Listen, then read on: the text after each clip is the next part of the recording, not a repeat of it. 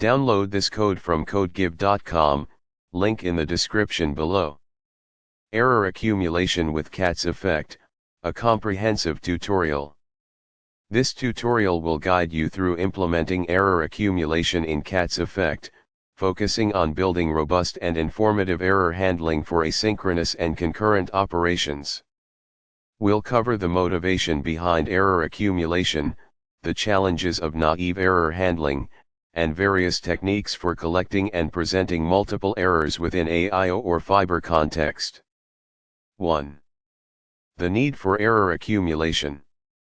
In many real-world applications, especially those dealing with complex workflows, data validation, or interactions with multiple external services, a single operation might involve several steps, each potentially producing an error. Simply failing fast on the first encountered error can be limiting. You might want *completeness knowing all the errors that occurred to provide a comprehensive picture of the failure. *user